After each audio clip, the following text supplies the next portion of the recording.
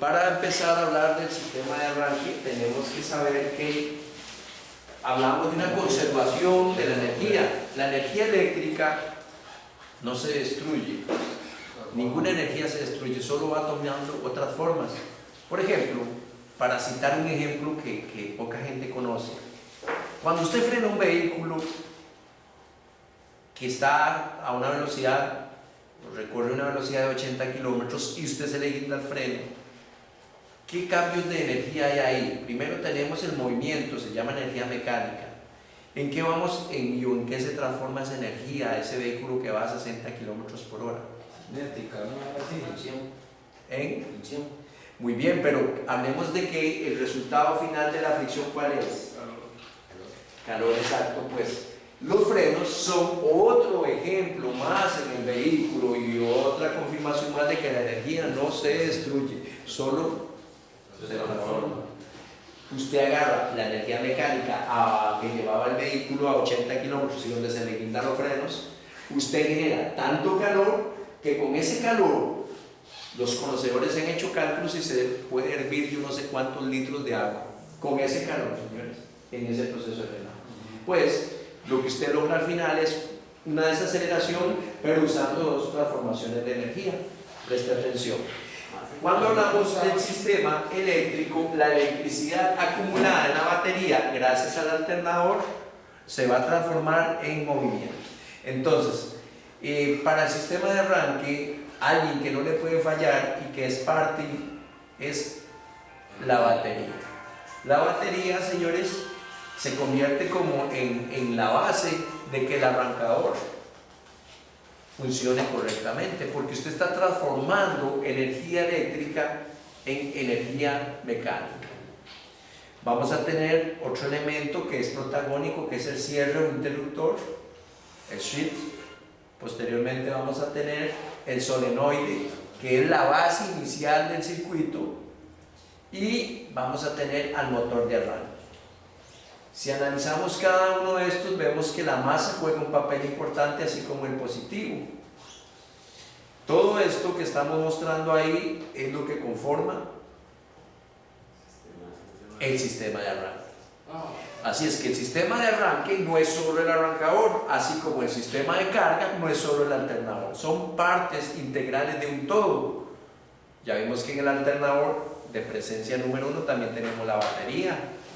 También tenemos el llavín, tenemos el regulador y otros elementos que van por ahí. Esto que están viendo acá es el sistema de arranque, conformado por el llavín, por los conductores y por el arrancador. Ahora sí, ¿qué fenómenos vamos a ver? El circuito de arranque, como les repito, saca energía propia de la batería. La batería se convierte en la fuente de alto amperaje. Recordemos que un arrancador así, llanamente, en el momento de starting, que dura menos de 3 segundos, oiga, menos de 3 segundos, eso es lo que dura un arrancador, y tiene que girar el arrancador a 250 revoluciones, hacer que el motor gire a 250 revoluciones. Pero vean qué interesante, uno dice, es que el arrancador hace que la corona gire a 250 revoluciones para lograr arrancar al motor, pero el piñoncito del arrancador, por diferencia de dientes, gira como a 3500 RPM. ¿Me están entendiendo a dónde quiero conducirlos? Pues hay una relación entre dientes, entre piñón conductor y piñón conducido, entre el arrancador y la corona. Y si la corona gira a 250 revoluciones, el pobre piñoncito anda alrededor de entre 2500 RPM y 3000 revoluciones. El consumo pico alcanza muchas veces más de los 200 amperios en gasolina. En gasolina. Y si hablamos en diésel, se pueden encontrar picos de 400 amperios o más. Ahora, ¿Gasolina cuánto, profe? en gasolina los consumos andan más o menos entre 120 y 200 amperes. Recuérdeme que el problema es que cuando usted arranca, usted no lo sabe, pero las primeras vueltitas que da la corona hay un pico enorme, para vencer el par resistivo. Y luego la corriente baja porque ya hay inercia, señores, ya hay inercia. Entonces la batería es la que cede esa cantidad de amperaje. Perdón, ¿me dicen cuánto es lo que cuesta? Más de 400 amperios. O sea, hay picos que superan los 400 amperios. Vean aquí, por ejemplo, la chapa de contacto. Recuerden que el llavín se convierte como un interruptor.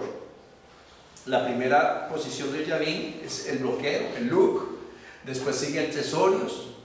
En accesorios ya nutre un ramal importante de fusibles que prestan alimentación a varios circuitos que encienden solo con accesorios. Entre esos el radio, algunos tipos de luces. Luego de accesorios sigue ignición, donde se nutre toda la informática o toda la lógica analítica de las computadoras, de los actuadores. Y luego sigue starting, que es un paso que se devuelve por acción de un resorte. En ese espacio de starting ocurren los eventos que vamos a relatar, donde hay participación de un solenoide, que es ni más ni menos una electroválvula, porque podríamos decir que pasa corriente, entonces es una electroválvula, y finaliza en el arrancado. El solenoide es el famosísimo automático. Ese es el famoso automático. Para ir, vamos a ver que la Tierra juega un papel fundamental, porque yo les dije en la charla de ayer que la corriente de descarga tiene un sentido y la corriente de carga tiene otro sentido. Entonces es interesantísimo esto, señores, y vamos a ver que también va a haber el cable de alta. Ok.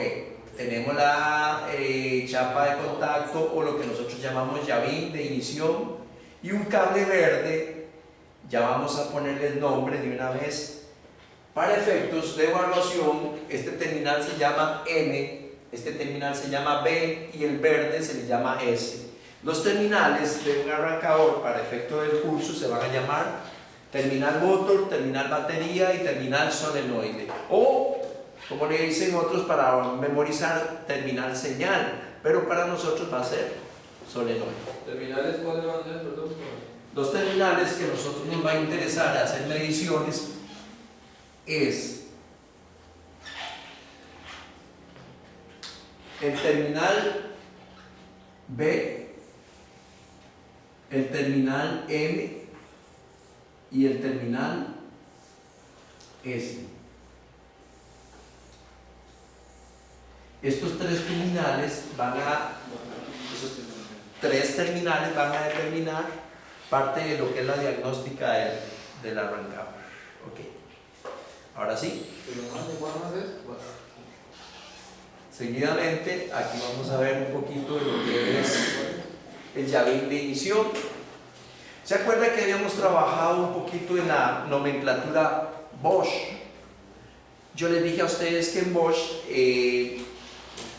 cuando abordamos el relay, les di unos números, les di una información también de dónde estaba la nomenclatura completa, pero aquí en el llavín vean que accesorios, batería va a ser 30, ignición va a ser 15 y señal ST, que es starting, va a ser 50. Eso lo pueden memorizar de por vida porque eso es estándar. Siempre vamos a tener 30 positivo batería, 15 ignición y 50 hablando. Y perdón,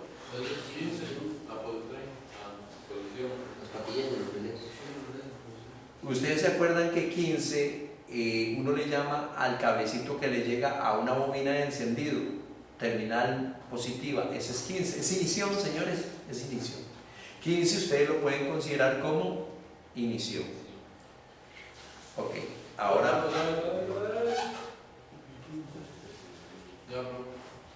30 positivo. sí. Ahora vamos a tener los terminales y se los voy a enseñar. Terminal BAT, terminal M y terminal S. En cuanto a los terminales, ellos forman, por así decirlo, mediante el accionamiento de un relé, perdón, de un solenoide, forman un puente que lo vamos a ver. El terminal 50, vean que lo catalogas nomenclatura Bosch con número 50, pero es el terminal S que yo les hago mención, ¿no ven? S, solenoide, es un terminal macho, luego tenemos el terminal BAT que viene de un cable muy grueso, que viene de la batería, y el terminal motor que está unido a BAT por un puente mecánico, una patilla grande. Motor, Terminal motor es este, puente mecánico, el automático. terminal BAT es este y terminal S es este. Esa corriente se puede ser interrumpida por un relay. Sí, claro, ya vamos a hablar de todo eso. Usted puede hacer muchas cosas con ese terminal S. Profe, motor, ¿por qué? Porque hace cuenta del motor. Sí, porque vamos a ver que en un arrancador hay dos circuitos, uno de control y otro de poder, literalmente. Sí, motor. Claro, exactamente. Ahora, componentes del motor de arranque. Eso es el inducido. Ahí lo vamos a apreciar que es un eje, y en el eje va a haber un colector formado de varias delgas, y va a haber el inducido. Entonces voy a nombrar las partes. El eje que veíamos inicialmente muere en un conjunto de bobinas, y este conjunto muere en el colector, y cada una de estas rayitas se le llama delgas. La suma de las delgas es una consecución de todas las terminales de las bobinas. La delga influye en tamaño, en grueso. Claro. De hecho, eso es criterio propio del diseño del arrancador. Entre más delgas tiene, más torque magnético o torsión magnética va a haber. Ya vamos a ver ese efecto.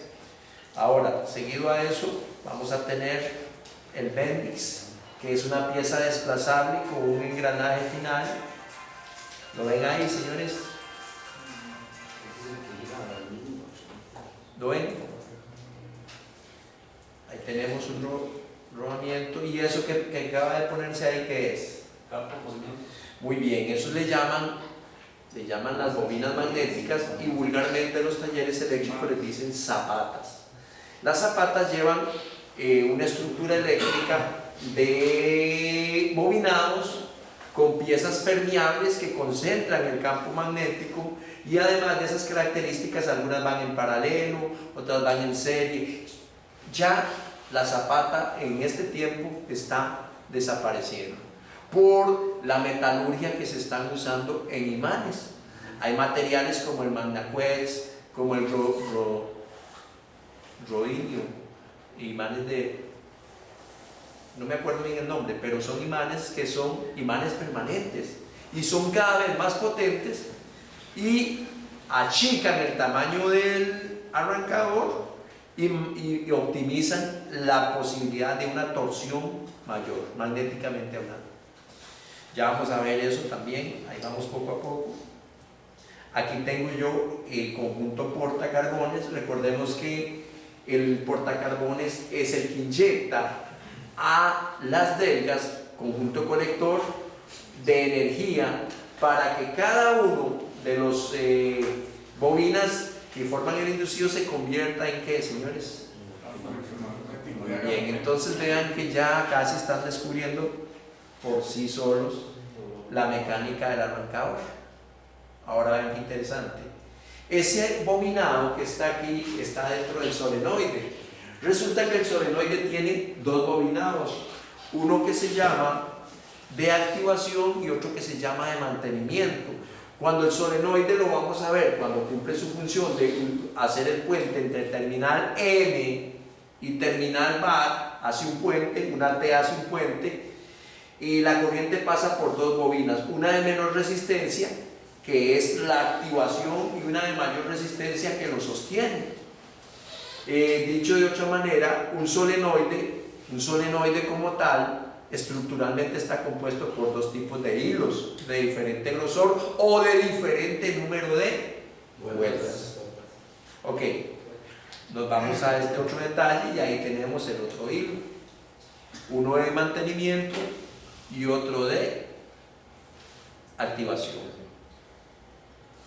Ya prácticamente tenemos la estructura propia del arrancador, partiendo con diferencias notables en los arrancadores modernos. Ya los arrancadores modernos ya son otra cosa. Yo siempre le hablo de lo convencional y de lo moderno. Por ejemplo, ya el arrancador como tal no existe. En los sistemas más modernos es el mismo alternador que se comporta como arrancador. Entonces tenemos un motogenerador, porque ya el sistema es start-go o start-stop. Ya el sistema es más complejo. Entonces ya el arrancador ha ido cambiando su forma. Ya no gozan tanto de este tipo de zapatas, sino de imanes permanentes, de novelinios. Ya casi les digo el nombre bien. Yo creo que la tercera se los digo bien.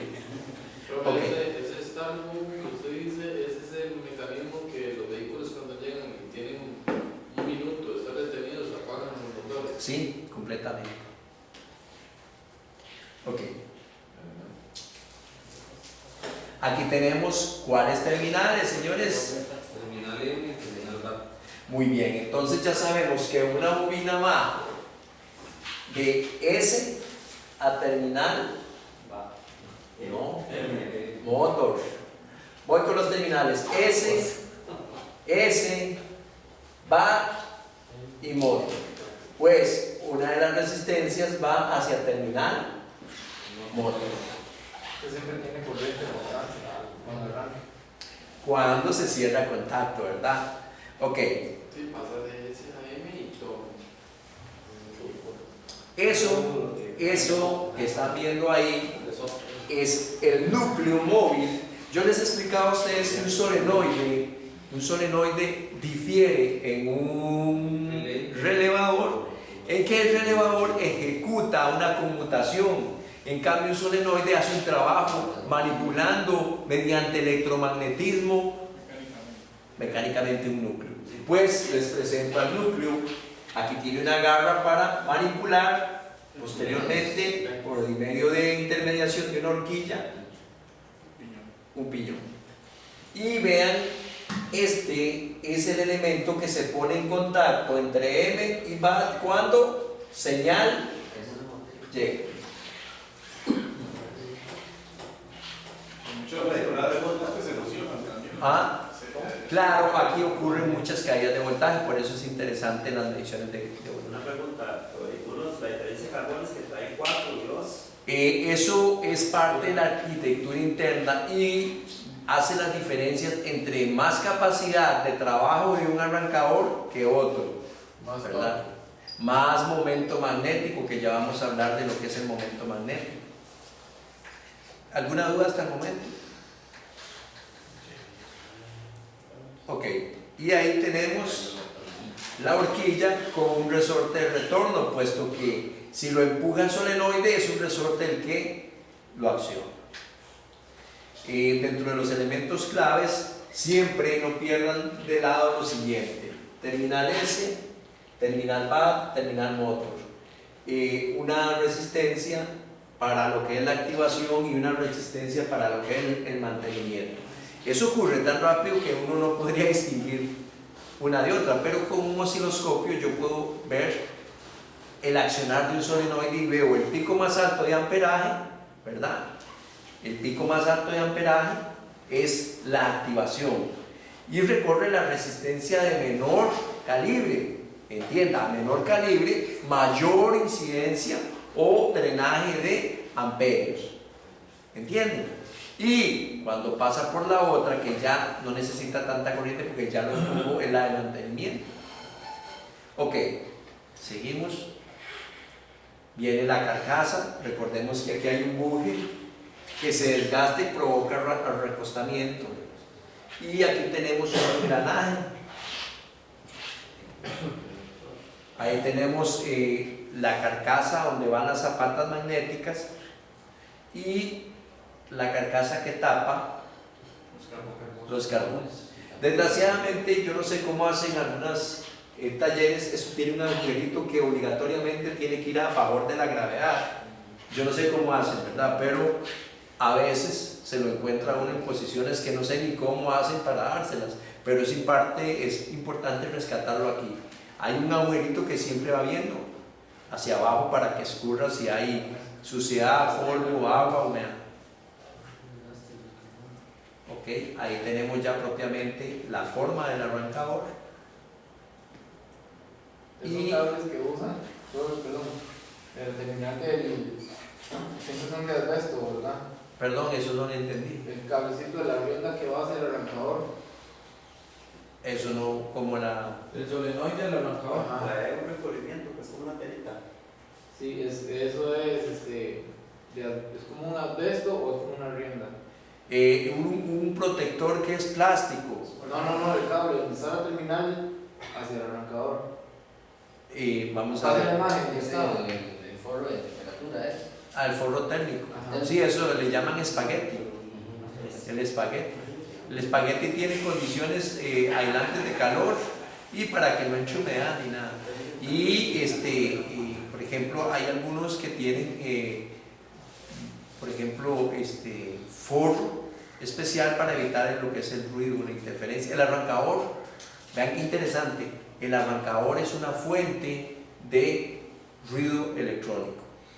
Yo siempre les comento esto porque en algunas marcas, por ejemplo, como en Mazda, como en Nissan Frontier, cuando los carbones del arrancador están muy desgastados o muy recalentado o inducido, usted le da arranque y el vehículo no arranca y no arranca, y no arranca y no arranca, y lo arranca empujado y arranca al toque. Es porque la señal CKP es borrada literalmente por el ruido electrónico que hace el arrancador. Por eso usted agarra un vehículo de esos, lo arranca empujado y arranca, pero no lo aguanta ni el primer empujón, no, arranca al toque. Pero llega a darle con buena batería arrancador y no arrancó y no arrancó y no arrancó y se comió usted la batería por problemas en los desgastes inducidos recalentados. Hablemoslo de que el ruido electrónico, que ya es un concepto más avanzado. Ok, ¿alguna duda sobre esto? Ya para explicar lo que es el momento magnético. Ok.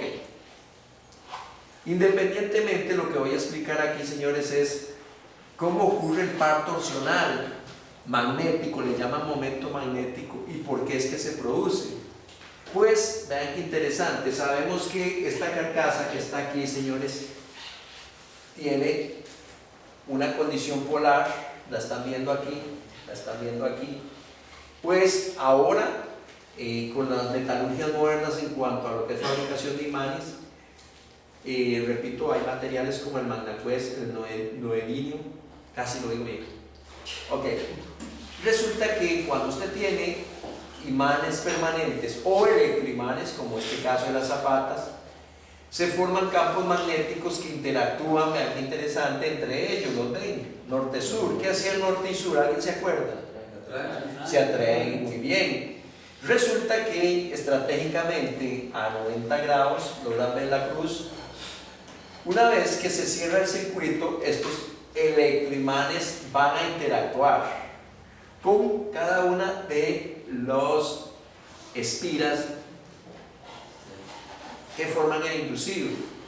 Si usted tiene 2 escobillas o 3 escobillas y le da a esos alambritos positivo por un lado y tierra por el otro, los recorre una ¿qué? ¿Y qué se forma alrededor de cada uno de ellos? Un campo magnético que obedecen a la ley de la mano derecha o a la ley de la mano izquierda. Pues resulta que la sumatoria de todos los momentos magnéticos de cada una de ellas, notan que unos giran a favor de las agujas del reloj y otros giran en contra de las agujas del reloj. Pues resulta que cada imancito de esos son varias espiras y todas mueren en una gran cantidad de delgas que son inyectadas por escobillas positivas y por escobillas negativas. En ese momento se generan dos interacciones magnéticas, la propia de las zapatas o imanes permanentes con los materiales de neodymio, de magna querce. Eso hace que cada imán interactúe y según su condición polar sea empujado. A ese empuje se le llama momento torsional magnético, porque interactúan dos campos magnéticos, uno permanente o electroimán y otro que se forma por la acción de las escobillas, depositando su corriente de más a menos. Ok. Para explicar esto todavía con más detalle, el autor, don Juan San Martín, que ya parece que es el profesor, nos da este rico material donde se ve cómo la consecución de las delgas une, vean qué interesante, en diferentes formas geométricas, y a eso es lo que nosotros le vamos a llamar la arquitectura interna del arrancador. Pues depende de la forma, si van conectadas a 180 grados o a 90, va a tener más momento torsional o menos momento torsional. Lo que se requiere es que cada delga de estas pase de positivo, vean qué interesante, de positivo, síganme en el dedo, señores, de positivo a negativo, porque una escobilla la va tocando, le pasa positivo y la otra le pasa negativo. En ese momento la corriente tiene un sentido que obedecerá a la mano derecha o a la mano izquierda, y ese momento magnético repelido por las zapatas y se va lo que llamamos nosotros la rotación del inducido con mucha fuerza y mucho torque, generado de la interacción de dos campos magnéticos. Okay. Voy a dejarlo aquí para ir al recreo y después terminamos el tema y las pruebas que se le hacen.